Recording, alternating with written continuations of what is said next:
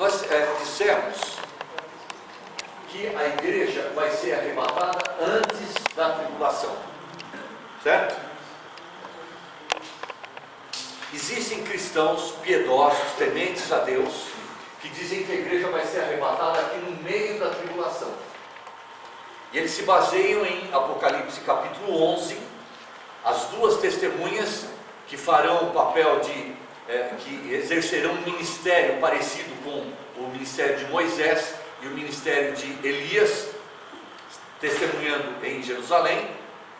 Elas vão ser mortas exatamente no meio da tribulação. Então, os chamados midi-tribulacionistas interpretam aquelas duas testemunhas como sendo a igreja, achando então que a igreja passa pela primeira parte da tribulação, os primeiros 3 anos e meio, mas ela é arrebatada antes dos últimos 3 anos e meio. Nós cremos que aquelas duas testemunhas, são 2 homens, não são a igreja, são 2 testemunhas, tá? E a gente não confunde uma coisa com a outra. Há cristãos piedosos, tementes a Deus, que dizem que a igreja vai ser arrebatada aqui no final da tribulação, dos 7 anos. A nós isso nos parece completamente fora de lógica. Por quê? Porque a igreja passa pela tribulação, ela é arrebatada e imediatamente volta para reinar com Cristo. É um negócio meio fora de cabimento, de lógica. E as bodas? E o trono de tribunal de Cristo? E isso quer dizer que a igreja então vai sofrer a ira de Deus aqui? Então eu vou terminar nosso pensamento essa aula, e não deu para terminar o assunto. Mês que vem, Deus permitindo, a gente retoma o assunto arrebatamento. Provas bíblicas de que a igreja não vai passar pela tribulação, nem pela primeira metade, nem pela tribulação inteira. E agora, com mais detalhes, respondo aquela pergunta do irmão. Respondo não, a Bíblia responde nossa dúvida, certo? Provas bíblicas de que a igreja não passará pela tribulação. Então vamos lá. Primeira, Apocalipse capítulo 3, versículo 10. Isso que eu estou tratando agora está na página 5 da apostila. Elas não estão numeradas, mas é a 5ª página. Aí começa lá em cima. O título é: Por que a igreja não passará pela tribulação? Achou? Sim, é o Não, é a 5ª, né? Depois tem o verso, tem a 6ª. Então é a 5ª. Acharam aí? Então vamos ler esses versículos, vamos discutir alguma coisa com esses versos. Alguém pode ler para nós Apocalipse 3 e 10, por favor? Como guardaste a palavra na minha consciência, também eu te guardarei da hora da tentação que advir sobre todo o mundo, para tentar os que habitam na terra. Bom, em primeiro lugar, quem é que disse essas palavras? Olhe para o verso 7. Estas coisas diz o santo, o verdadeiro, aquele que tem a chave de Davi, que abre e ninguém fechará, e que fecha e ninguém abrirá. Quem é esse? Só pode ser o Senhor Jesus Cristo, certo? Segunda pergunta: a quem foram ditas estas palavras? Olha novamente para o versículo 7. Ao anjo da igreja em Filadélfia escreve. E o verso 13 diz: quem tem ouvidos, ouça o que o Espírito diz às igrejas. Quando eu li o verso 7, eu pensei que era uma mensagem destinada exclusivamente à igreja em Filadélfia. Mas agora, quando eu leio no verso 13, eu descubro que essa é uma mensagem endereçada a quem? Às igrejas. Então, você faz parte da igreja? Você reúne numa igreja local? Então é para você essa mensagem. É para nós que fazemos parte da dispensação da graça, ou a época da igreja, que pertencemos à igreja de Cristo. Hoje, a noiva de Cristo, mas haverá um dia que nós seremos a esposa do Cordeiro. Para nós essa palavra, certo? Então vamos tomá-la para nós. Há uma promessa feita no verso 10. Qual é a promessa? Porque guardaste a palavra da minha perseverança. Em outras palavras, que valor nós temos dado à palavra de Deus, à Bíblia, aos ensinos da palavra?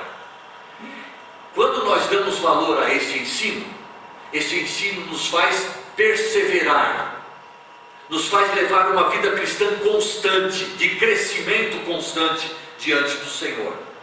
Guardar a palavra da minha perseverança significa ler, ouvir, entender, aplicar, praticar. É ser um cristão do tipo que Deus quer. Um cristão autêntico.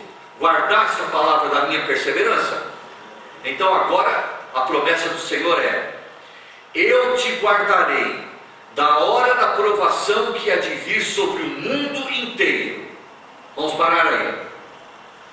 Haverá um tempo em que cristãos no mundo inteiro, na face da terra toda, experimentarão um tempo, ou como diz aqui, a atualizada diz, uma hora da provação. Hoje, cristãos do mundo inteiro são provados, são atribulados, são perseguidos no mundo inteiro? Não. Aqui no Brasil, por exemplo, nós não somos perseguidos. Lá na Eritreia, sim. Lá na Coreia do Norte, sim. Mas aqui nós cristãos temos liberdade de culto, não temos? Lamentavelmente usamos muito pouco essa liberdade de culto. Deveríamos usá-la mais. Nos Estados Unidos, os cristãos são perseguidos por serem cristãos? Não. Ao contrário.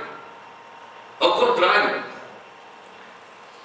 Se aqui a religião dominante, predominante é o catolicismo, lá a religião, não estou dizendo que todos são cristãos de fato, mas a religião dominante e predominante é o protestantismo.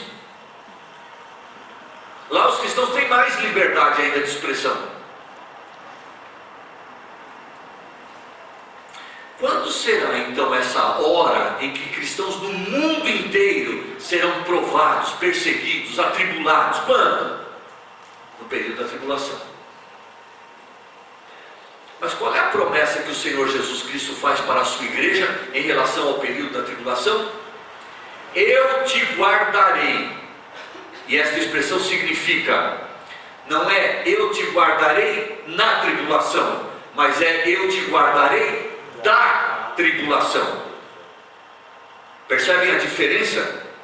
O que significa? Se o Senhor dissesse, eu guardarei vocês na tribulação, quer dizer que a igreja ficaria aqui, mas seria preservada por uma ação miraculosa de Deus. Ela passaria pela tribulação, mas seria preservada por Deus. Mas eu te guardarei não é na tribulação, eu te guardarei da tribulação. Isso quer dizer, eu arrebatarei vocês e arrancarei vocês da terra antes que a terra experimente o período da tribulação. O mais certo seria eu te livrarei. É uma outra maneira de dizer a mesma coisa. Eu quero chamar a atenção de vocês para a preposição eu te guardarei de a hora. O da é a contração da preposição de com o artigo a. Então a preposição aqui é de, não é em a. E esse guardar de, agora eu não entendo nada de grego, mas eu vou dizer o que a minha professora me ensinou e o que eu vi no dicionário de grego. Essa preposição no grego não significa uma preservação, um livramento estando dentro ou passando pela tribulação, mas é um livramento, uma libertação externa, é tirar de antes de derramar ao período de tribulação. Diga, irmão. Mas tem um versículo interessante, 1 Tessalonicenses 1, versículo 10. Diz assim: esperando os céus do seu Filho, a quem ressuscitou dos mortos, a saber, Jesus, que nos livra da ira futura. Muito bem. Então esse é o segundo argumento, inclusive está lá na apostila. Olha lá, o número 2 é 1 Tessalonicenses 1 e 10. Você não tem a apostila aí? Tem. Não estava aberto. Tem sobrando aqui, se alguém não tem a apostila, tem alguma sobrando. Então, 1 Tessalonicenses 1 e 10. Vamos lá. O segundo argumento, prova de que a igreja não passará pela tribulação. Nós aguardamos Jesus. do céu, que nos livra do quê? Da ira vindoura. Que ira é essa? Olha, a Bíblia não está especificando. Então entenda esse versículo. Qualquer ocasião em que no futuro Deus derramar a sua ira, aqueles que creem em Cristo no momento, na atual época, estão livres dessa ira. Entende? Davi, Agora, pois não, pode. achei interessante a segunda parte do versículo 10 de Apocalipse 3, quando ele, você mencionou que nós não estamos, existe alguns irmãos passando por perseguição, mas não estamos todos, né? E o final do versículo 10 de Apocalipse 3 nos diz, também eu te guardarei, estou lendo a segunda parte, também eu te guardarei da hora da provação que há de vir sobre o mundo inteiro. Parece que vai ser uma aprovação generalizada, Certo. o mundo inteiro ao mesmo tempo, né? Isso nos faz pensar neste acontecimento da grande tribulação, que vai ser no mundo inteiro Perfeito. ao mesmo tempo. Então o irmão mencionou uma coisa aí, eu quero salientar a diferença. Quando um cristão é perseguido na época presente, é a ira de Deus que está caindo sobre ele? Não, Não? não. O que é então? Provação, pecado que uma... E qual é a finalidade da provação? Pedro diz isso na sua primeira carta, capítulo 1. A finalidade é provar que tipo de fé nós temos. E lembra da expressão que Pedro usa lá? Para que a vossa fé, muito mais preciosa do que o ouro depurado, finalidade da provação qual é? É dizer que tipo de fé que eu tenho.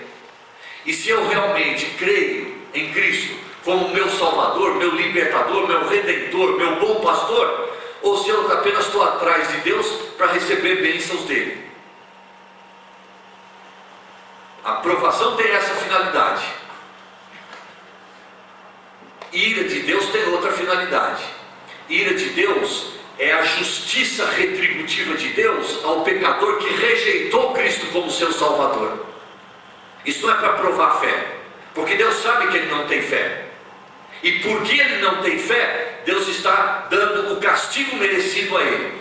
Agora Paulo, na carta aos Romanos, deixa isso bem claro. Capítulo 5, verso 1. Justificados, pois, mediante a fé. O que é um justificado?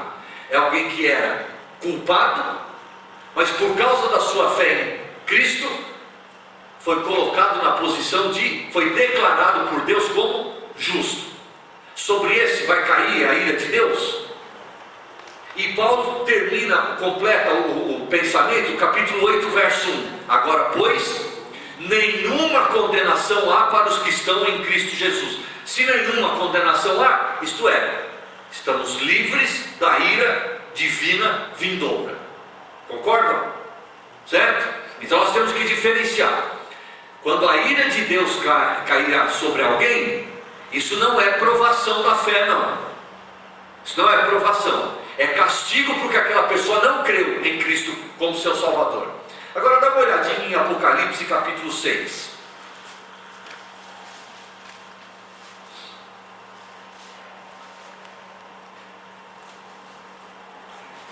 Apocalipse capítulo 6 fala da era. Como é que chama aquele desenho? A era do? Eu. Não, aqui é a era do selo. Que é a era do selo. É a primeira época de juízos divinos caindo sobre essa terra. Primeira série de 7 juízos. E quando esses juízos de Deus estiverem caindo sobre essa terra, o que as pessoas vão dizer recebendo esse juízo? Alguém pode ler para nós capítulo 6, versos 15, 16 e 17? Os reis da terra, os grandes, os comandantes, os ricos, os poderosos, e todo escravo e todo livre, se esconderam nas cavernas e nos penhascos dos montes. E disseram aos montes e aos rochedos: caia sobre nós, caí sobre nós e escondei-nos da face daquele que se assenta no trono e da ira do Cordeiro. 17. Porque chegou o grande dia da ira deles, e quem é que pode suster? Essa é só a primeira série de julgamentos, de juízos de Deus derramados aqui sobre a terra. E nós vamos mostrar para vocês, quando estivermos estudando a tribulação, que essa série de juízos vai cair no princípio das dores. Isso é só o princípio. Mas os descrentes, quando receberem esses castigos, e se vocês compararem o juízo das trombetas, será muito mais intenso do que esses, e o juízo das taças, muito mais intenso ainda. Isso é só o comecinho das dores, o princípio. Mas os descrentes reconhecerão que esses juízos são o resultado da ira de quem? De quem? Da ira do Cordeiro e de Deus, certo? Por que a ira do Cordeiro? Porque eles rejeitaram o Cordeiro como seu substituto, como seu Salvador. Por que a ira de Deus? Porque o Pai mandou o seu Filho, permitiu que o seu Filho fosse morto, e essas pessoas rejeitaram o Evangelho e não colocaram a sua fé no Filho de Deus que morreu. Então agora eles merecem receber o quê? A ira de Deus caindo sobre si. Gente, os descrentes do período da tribulação, eles não vão dizer: a nossa fé está sendo provada com essas dificuldades. Eles vão reconhecer: isso é o castigo de Deus, porque nós rejeitamos o Evangelho. Eles vão reconhecer que aquilo é a ira de Deus caindo sobre eles. Mas espera aí, o que diz 1 Tessalonicenses 1:10? Nós aguardamos Jesus vindo dos céus, que nos livra da ira vindoura. A igreja vai receber esses juízos caindo sobre si? Não. A vinda de Cristo para buscar a sua igreja vai nos livrar desses juízos, porque nós estaremos no céu e esses juízos estarão caindo aqui sobre a terra, livres da ira de Deus, livres da ira do Cordeiro. Por quê? Porque a ira de Deus que devia cair sobre nós, caiu sobre o seu Filho quando morreu ali na cruz em nosso lugar. O profeta Isaías diz que ao Pai agradou ver o seu Filho sendo moído por nós. E quando nós cremos em Cristo como nosso substituto, o Pai diz: Davi, pelo que você é um pecador, você merece a minha ira caindo sobre você. Mas a minha ira já caiu sobre o meu filho, e você creu nele como seu substituto, ele morreu em seu lugar. Então agora você está livre da ira, da minha ira cair sobre você. Mas no período da tribulação, quem é que estará aqui sobre a terra? Os que na época da graça rejeitaram a Cristo como Salvador. Eles merecerão ou não a ira de Deus caindo sobre si? Merecerão, é merecidamente. E eles vão reconhecer: gente, sabe o que está caindo sobre nós? É a ira de Deus e do Cordeiro. Por que a igreja não estará aqui na terra no período da tribulação? Porque nós estamos livres da ira vindoura. A Bíblia nos garante isso. E alguns dizem, interpretando 1 Tessalonicenses 1:10, essa ira vindoura é a ira é o fogo do lago de fogo. É também. Mas eu pergunto, está especificado lá em 1 Tessalonicenses qual é a ocasião que vai cair essa ira?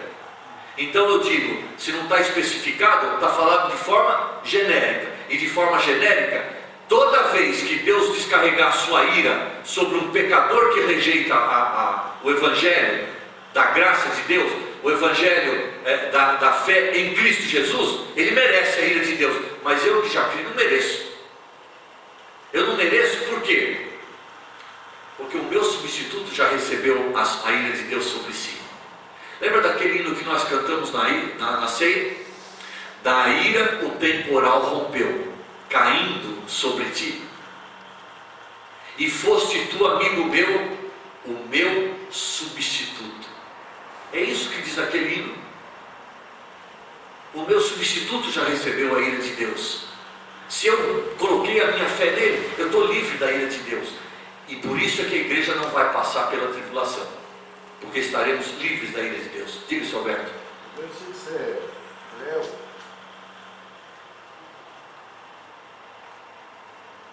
sobre a ira de Deus agora.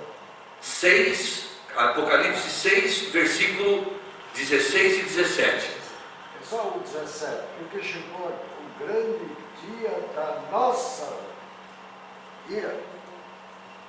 Como é que está escrito? Na minha versão está escrito: chegou o grande dia da ira deles. A ira dele, não nossa. Então, deles quem? Olha para o verso 16. Senhor Jesus e Deus. Mas nós não vamos, mas se fosse nós também incluído, então falar nossa. Ah, sim, certo? Mas falou dele, então Não. já está designado que eles, Certo? não nós. Perfeito. Mais um versículo. Apocalipse capítulo 2.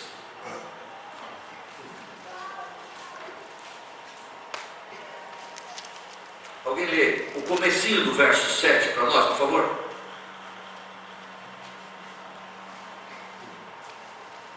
Quem tem ouvidos, ouça o que o Espírito diz às igrejas. Comecinho do verso 11. Quem tem ouvidos, ouça o que o Espírito diz às igrejas. Comecinho do verso 17. Quem tem ouvidos, ouça o que o Espírito diz às igrejas. Versículo, capítulo 2, ainda verso 29. Quem tem ouvidos, ouça o que o Espírito diz às igrejas. Capítulo 3, versículo 6. Quem tem ouvidos, ouça o que o Espírito diz às igrejas. Não precisa ler, mas verso 13 e verso 22. Mesma expressão. Todas as cartas terminam então com uma exortação. E essa exortação é para nós. Todos aqui têm ouvidos? Esse aqui eu tenho só 40%. Mas ainda dá para escutar alguma coisa. Então, você tem ouvidos? Ouça o que o Espírito diz para você, através da mensagem dessas cartas. Certo? Agora compare isso com o capítulo 13. Alguém lê para nós verso 9?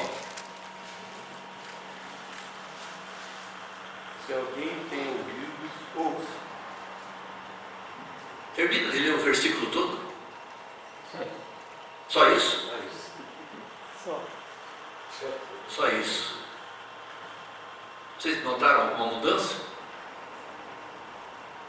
Para ouvir. Vocês lembram da divisão que nós fizemos do livro do Apocalipse? Aliás, qual é o versículo-chave de Apocalipse? Capítulo 1, verso 19. João recebeu a ordem de escrever, primeiro, as coisas que são. O que são? Desculpa, as coisas que viste. A visão que ele teve do Senhor glorificado, capítulo 1. Ele recebeu a ordem de escrever, segundo, as coisas que são. O que é que são? A igreja. E aí, capítulos 2 e 3, você tem 7 cartas endereçadas às igrejas. É a época da igreja. Como é que começa o capítulo 4? Depois destas coisas. E o que existe ali em símbolo no início do capítulo 4? O arrebatamento de João, que simboliza o arrebatamento da igreja. Portanto, a partir do capítulo 4, as coisas descritas aqui na terra pertencem ao período da tribulação. A igreja estará no período da tribulação? É por isso que a exortação do capítulo 13 diz: quem tem ouvidos, ouça, ponto. Por que não aparece aí o que o Espírito diz às igrejas? Porque as igrejas não estarão mais aqui na terra, elas já foram arrebatadas. Essa ausência da palavra igreja nos capítulos referentes ao período da tribulação é muito significativa. A exortação é a mesma, mas agora é endereçada a pessoas diferentes.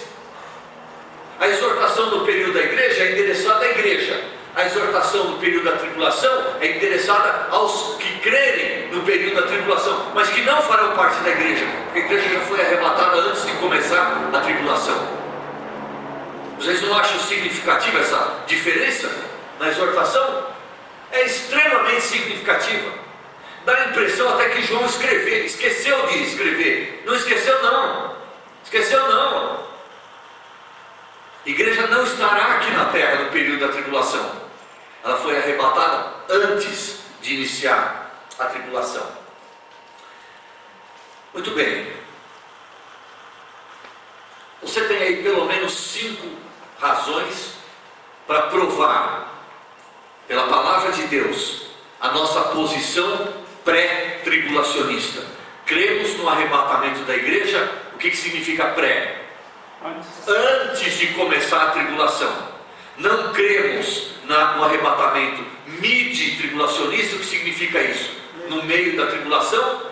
Nem no arrebatamento pós-tribulacionista, quer dizer, no final da tribulação. Cremos no arrebatamento antes da tribulação. Então, cremos pela palavra de Deus que a posição pré-tribulacionista é a mais coerente com aquilo que a palavra de Deus nos apresenta. E eu quero terminar dando 3 ilustrações. Gênesis capítulo 5, versos 21 a 24, fala de um homem que andou com Deus. Quem? Enoque. Um homem que tinha uma comunhão fantástica com Deus. Um dos salvos do Velho Testamento, sem dúvida nenhuma, é um exemplo de fé. Salvo, sim, mas ele faz parte da igreja. Mas ele foi arrebatado, não foi? Ele foi arrebatado antes, durante ou depois do juízo de Deus conhecido como dilúvio cair aqui sobre essa terra? Antes do dilúvio. Enoque, arrebatado antes do dilúvio, é uma figura no Velho Testamento da igreja arrebatada antes de começar a tribulação. Segundo, Gênesis capítulos 18 e 19. Havia um sobrinho de Abraão que morava ali em Sodoma. O nome dele? Ló. O que a Bíblia diz a respeito de Ló? Salvo ou não?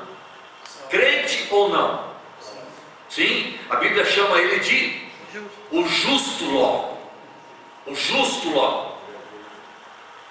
Talvez pelos meus parâmetros, pelos meus critérios ou pelos teus, ele não fosse justo. Mas se Deus está dizendo que ele era justo, quem sou eu para contrariar o que a Bíblia diz? O justo Ló. Mas quando Deus anunciou mandar fogo do céu caindo sobre Sodoma e Gomorra, Abraão intercedeu pelo seu sobrinho.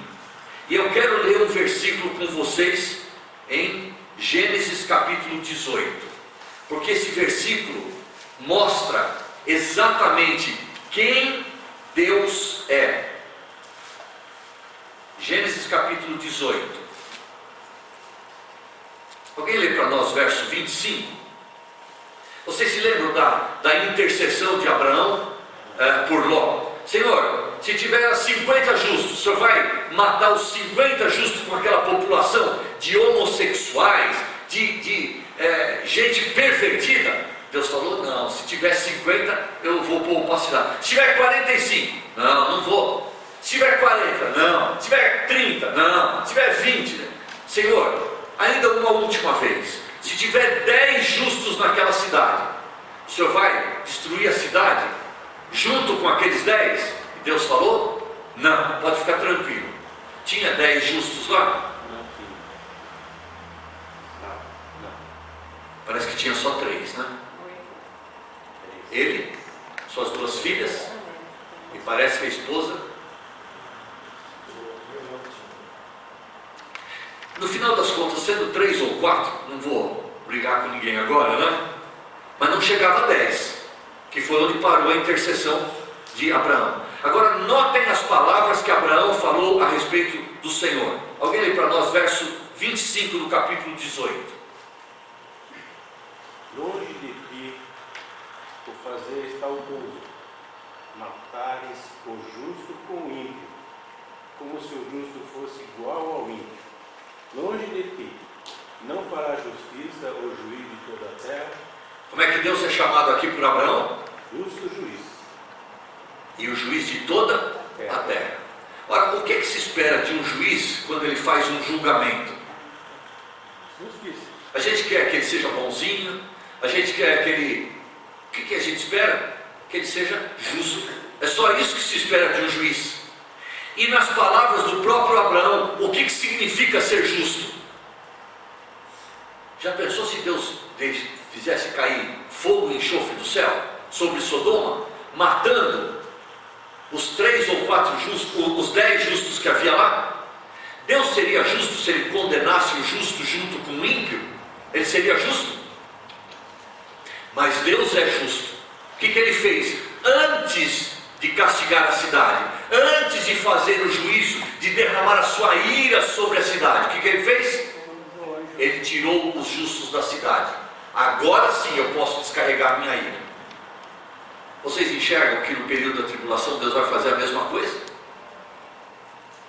Deus seria justo se ele castigasse aqueles a quem ele declarou justos, os justificados pela fé em Cristo. Se ele nos castigasse junto com os ímpios que rejeitaram Cristo como Salvador, ele seria justo ou não? Absolutamente ele não seria justo. Então o que ele vai fazer? Antes de descarregar o seu juízo, a sua ira sobre os habitantes dessa terra, ele vai arrancar os justificados. Quando? No arrebatamento. Pelo menos há 2 ilustrações no Velho Testamento que mostram isso muito claramente. Meus irmãos, Deus é o justo juiz de toda a terra. E baseado nesse atributo de Deus, nós cremos piamente que a igreja será arrebatada deste mundo antes de Deus descarregar o seu justo juízo sobre aqueles que rejeitaram Cristo como Salvador. Não temos dúvida nenhuma que o arrebatamento será pré-tribulacionista. Alguma pergunta? Alguma coisa a acrescentar? O que nós vemos no nosso país nos dias de hoje é a justiça sendo aplicada e sendo contraditada, né? Alguém aplicando a justiça que está na lei, e o debate é grande que ele não está sendo honesto. De fato, nós deveríamos até mudar o nome, né? Tantos ministérios foram criados aí por esse governo atual, né? Deveria criar mais um, ou pegar o Ministério da Justiça e chamá-lo de Ministério da Injustiça, porque é isso que está sendo praticado entre nós aqui, não é? Não precisava nem criar mais um ministério. Até o governo anterior ao do partido que está aí, nós tínhamos acho que uns 12, menos de 20 ministérios. Agora nós temos mais de 40. Não. O governo engordou, né? Não, antes era 29. 29. Agora tem mais de 40. Não, 39. E está faltando o Ministério da Injustiça. Porque quem é que tem acesso à justiça? O pobre tem acesso à justiça? O pobre tem que usar um advogado que o Estado lhe confere. Esse advogado tem algum interesse em ganhar alguma causa? Não vai render nada para ele. Se ele ganhar ou perder a causa, o salário dele está garantido da mesma forma, não está? Isso é uma maneira de dizer que o pobre não tem acesso à justiça. Quem é que tem acesso à saúde aqui nesse país? E se você paga convênio médico, você sabe disso. Nem com convênio médico você tem um atendimento de respeito. Quantas injustiças são praticadas? Quantas injustiças? O filho dos deputados, o filho de um senador, o filho de um militar, 4 jovens lá botam fogo num índio que estava lá num ponto de ônibus lá em Brasília. O que deu para esses 4 jovens?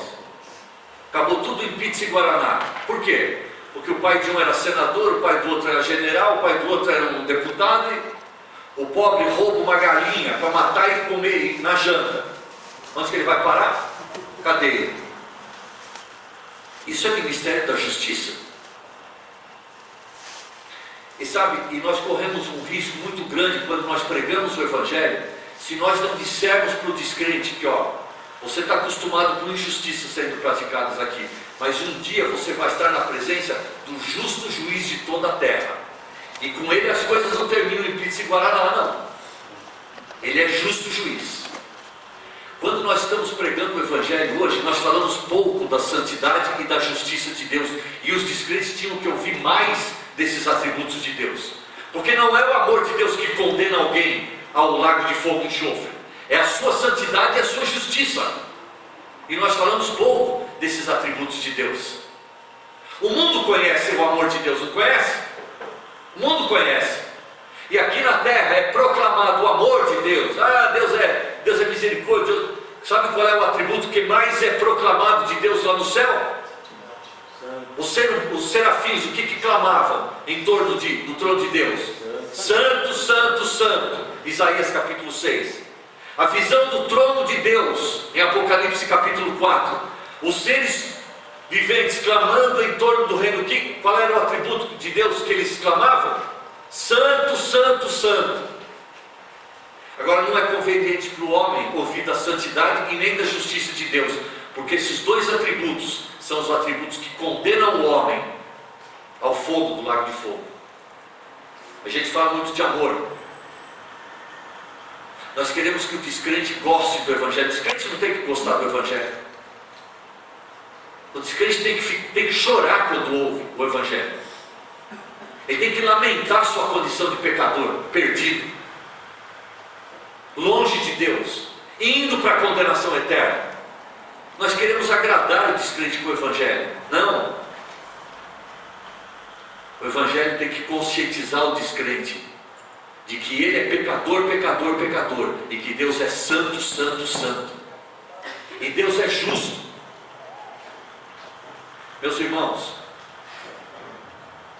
nós confiamos no Deus que é justo e que já exerceu o castigo sobre o nosso pecado ali na cruz de Cristo. Ele foi o nosso substituto. Por isso nós cremos que estamos livres da ira vindoura, porque Deus é um juiz justo.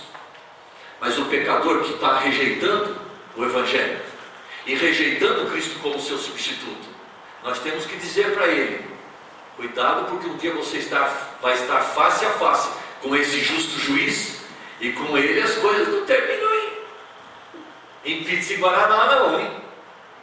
E não tem jeito de subornar, não tem jeito de comprar esse juiz, não tem jeito, e rico e pobre perante ele são a mesma coisa, e branco e negro para ele são a mesma coisa.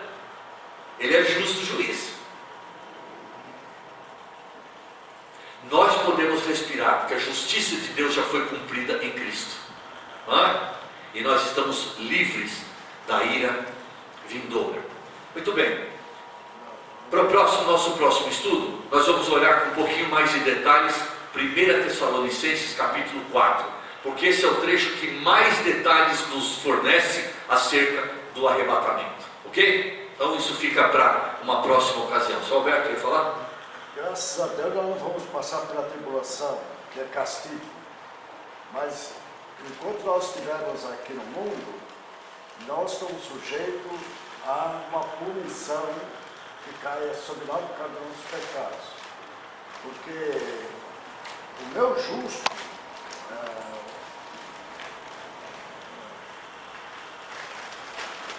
toma